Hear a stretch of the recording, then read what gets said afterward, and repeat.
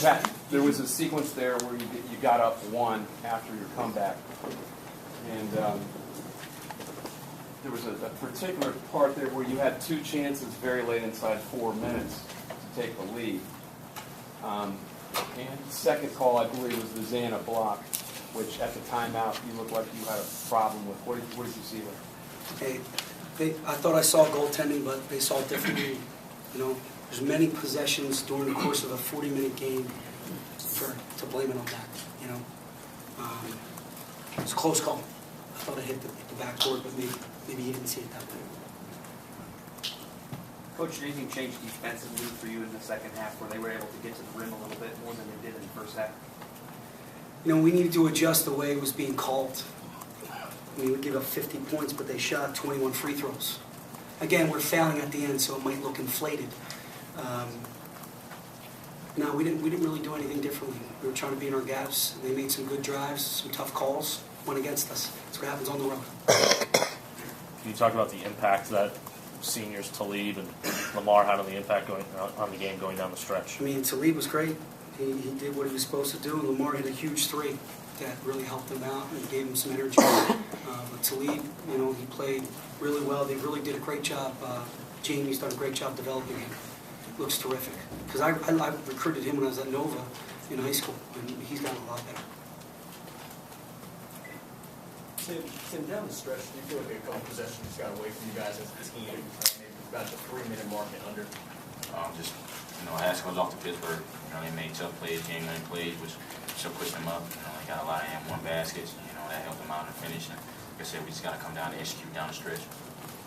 Tim, is this team close to learning how to make those winning plays against a team like this or a team like Ole Miss? Definitely.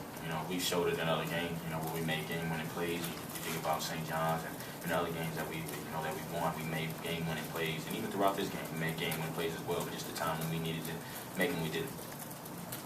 Would you guys like to see this game be played annually every year from here on? Yeah, Coach Dixon and I have talked about it. So we're going to try to work it out. Big Ten. This was a Big Ten ACC game, obviously, but we're going to try to do something to keep the series going. What was it like to have this team down for the first time at halftime this season, and what did you see with how they responded? What did you expect how they respond? I think we came out, he said we were up in the lead. We executed in the first half. I said it just hats off to Pittsburgh and their players and their coach for coming back, fighting through, and making the game-winning plays they needed to down the stretch. DJ, I have not seen a Penn State team play in here, in this place especially, with this kind of toughness. Anything said before the game or anything thought by you guys or talked about? That's our team identity. Tough, nasty, gritty guys. So Coach teaches us. We just came in, same thing we do every game. 1, 2, 3 attitude, let's get ready to go. We're ready for a 40-minute battle, fight with those guys. We knew it wasn't going to be easy. You didn't look like you felt the crowd at all. We in the Big Ten. We play in front of, good crowds. Like Indiana has a good crowd, Michigan, so we're kind of used to being in hostile environments. Pat, this game created a lot of excitement here and in Central PA. The last time these two programs played was a 37-point game. How much do you think it helps the potential of the series continuing? That it can be a close game, you're proving you can play with them. Does that help maybe going forward? On any given night, anybody can get beat by 30. With the new rules, with the way people shoot. I feel like we can compete every night.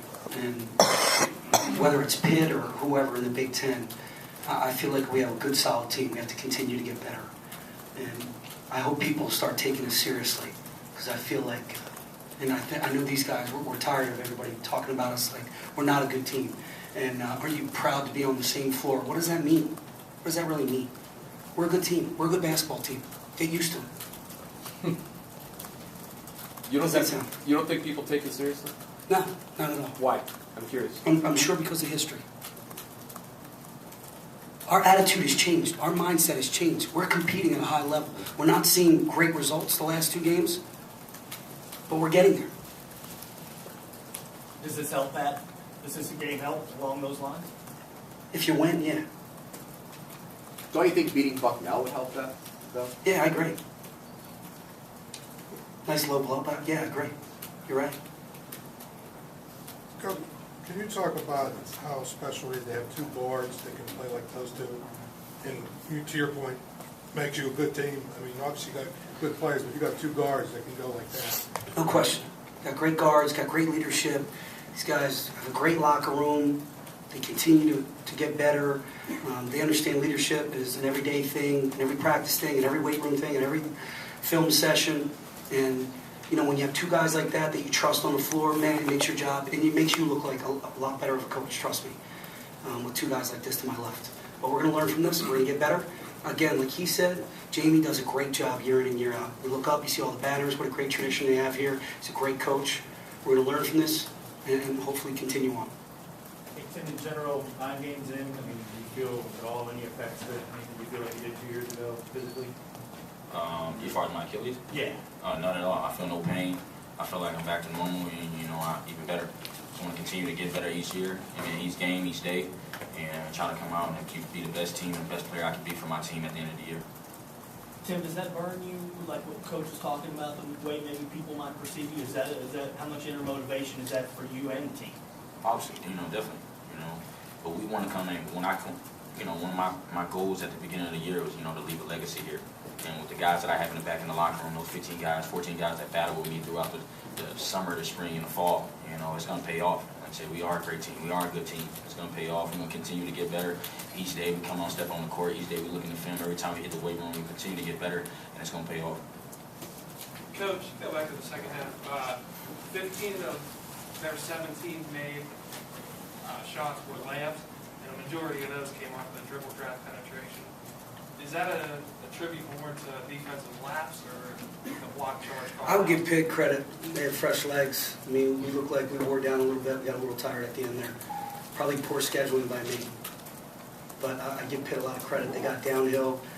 They shared the ball with Zana, and Lamar got downhill when he needed to.